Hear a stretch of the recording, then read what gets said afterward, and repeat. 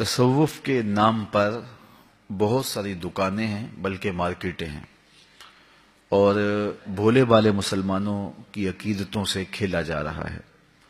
آئے روز کوئی نہ کوئی تماشا ہم دیکھتے ہیں اخبارات پہ، الیکٹرانک میڈیا پہ اور سوشل میڈیا پہ، اور نفس الامر میں بھی ہمارے گرد و پیش کے ماحول میں بھی ایسے واقعات رونما ہوتے ہیں۔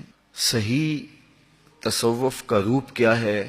حضرت داتا گنج بخش علی حجویری علیہ رحمہ فرماتے ہیں کہ تصوف سارے کا سارا اخلاق عالیہ کا نام ہے، اچھی اقدار کا نام اور اچھے اخلاق کا نام تصوف ہے۔ صوفیہ کو اللہ تعالیٰ جل شانہ نے باطن کی جو صفائی نصیب کی ہوتی ہے، اس کا عملی اظہار ان کے کردار سے، ان کے اخلاق سے، ان کے رویے سے، ان کے طرز زندگی سے، ان کے انداز معاشرت سے ہوتا ہے۔ وہ انتہائی صالح وجود ہوتے ہیں اور ان کی زندگی بہت خوبصورت ہوتی ہے۔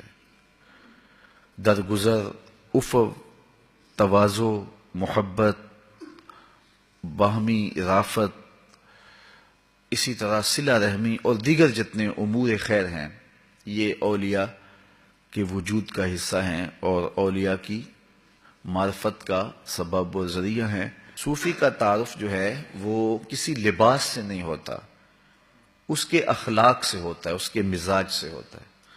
کشف المعجوب میں حضرت داتا گنج بخش علی حجویری لکھتے ہیں، لیس التصوف رسوما ولا علوما، تصوف مختلف قسم کی رسموں کا نام نہیں ہے کہ اس رنگ کا پٹکا ہو اور اس طرح کا لباس ہو، وضع قطع اس طرح کی ہو، بال اتنے لمبے ہو، بولنے کا سٹائل یہ ہو تو وہ صوفی ہوگا، یہ نہیں ہے۔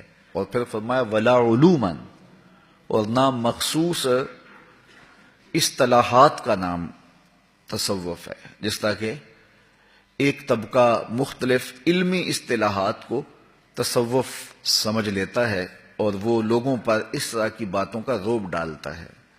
مختلف تجلیات کے اسماء اور مختلف باطنی سیور جو ہیں ان کے اسماء، اور پھر اس پر بحث اور لوگوں کو مبہوت کر دیا، کبھی توحید وجودی کی بات کی، کبھی کسی اور عنوان سے بات چھیڑ دی، تو عام آدمی جو ہیں وہ بہت زیادہ متاثر ہو جاتے ہیں کہ بڑی باکمال بات کی ہے۔ تو یہ مختلف اصطلاحات کا نام بھی تصوف نہیں ہے، بلکہ یہ تو باطن کی صفائی کا نام ہے، یہ تو من کی پاکیزگی کا نام ہے، یہ تو اقدار عالیہ کا نام ہے، یہ تو اخلاق حسنہ کا نام ہے، یہ تو اندر کی نورانیت کا نام ہے۔ ایک اچھا انسان بن جانا اگر ایمان کی شرط کے ساتھ وہ اچھا ہے تو پھر وہ ایک اچھا صوفی ہے۔ لباس کا نام صفا نہیں ہے کہ مختلف رنگوں کے پٹکے باندھ لیے جائیں، مختلف رنگوں کی اور مخصوص طرز کی ٹوپیاں پہن لی جائیں، یا مخصوص طرح کا لباس پہن لیا جائے، اس کے اوپر طرح طرح کے پیوند لگا لیے جائیں۔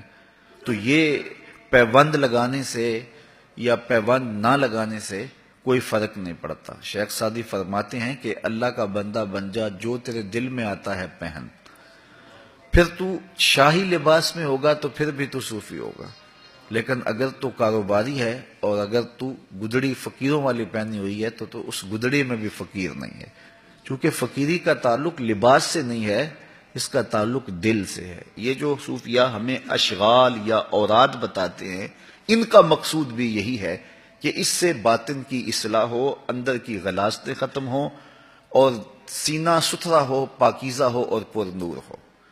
لیکن اگر میں یہ کہوں کہ میں نے یہ باطنی منزل طے کر لی ہے، یہ باطنی منزل طے کر لی ہے، یہ باطنی منزل طے کر لی ہے، لیکن میرے اخلاق بھی نہیں سنورے ہیں، تو پھر وہ میری باطنی منزل طے کرنا کیا معنی رکھتا ہے؟